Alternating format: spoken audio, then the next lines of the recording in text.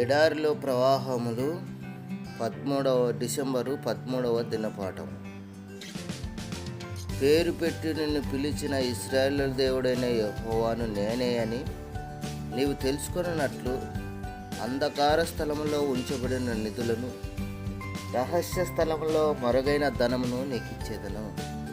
యెషయా గ్రంథం 45:3. బ్రసెల్స్ నగరంలో సుప్రసిద్ధ లేసు షాపులలో మిక్కిలి సున్నితమైన నారబట్ట అల్లిక గదులు ప్రత్యేకముగా నున్నవి. ఆ గదులు చీకటిగా నుండును. అయితే మాదిరి లేసుల మీద మాత్రము కొంచెము వెలుతురు పడినట్లుగా ఒక చిన్న కిటికీ కొద్దిగా తెరిచి ఉంచుదురు. లేసు అల్లువాడు ఒక్కడు మాత్రమే ఆ గదిలో నుండును.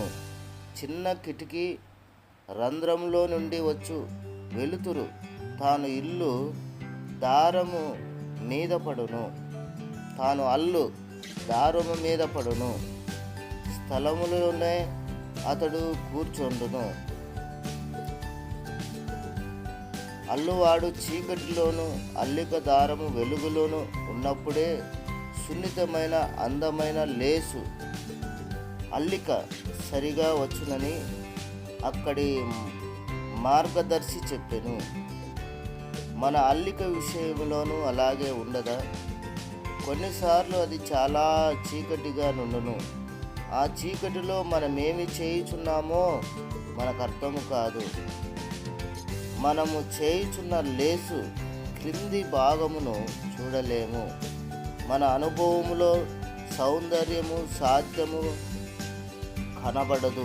అయినను మనము మన పనిని నిలుపకుండా అలసిపోకుండా చేసినప్పుడు చీకటిలోనే మన జీవితంలో జరిగించిన సేవ అద్భుతకరమైన ఫలితమును కలిగించున్నట్లు కనుగొనగలము.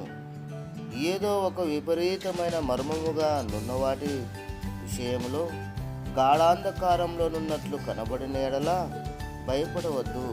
అది దేవుని వలన కలిగినదే. విశ్వాసంతో ముందుకు సాగము. ప్రేమతో కార్యము కొనసాగించము. దేవుడు నీ బాధ నుండి కన్నీటి నుండి సౌందర్యమును తెచ్చును. దేవుని పెట్టెలు తన సంకల్పములను నెరవేర్చును. ఆయన పని అసంపూర్ణముగా నున్నప్పుడే అది సరిగా లేదనవద్దు. చీకట్లో నున్న దారమే బంగారు దారముగా బయలుపడవచ్చును. సంతోషముగా అల్లుచుండము, కానీ కన్నీటితో కాదు. నీవు శ్రద్ధతో నేయుట ఆయన చూచుచున్నాడు. ప్రార్థనాపూర్వకముగా నమ్మకంతో ఉడుకుము. అయితే ఆ దారపు కండిని దేవుని చేతిలోనే ఉంచుము. ఆమేన్. Praise the lord.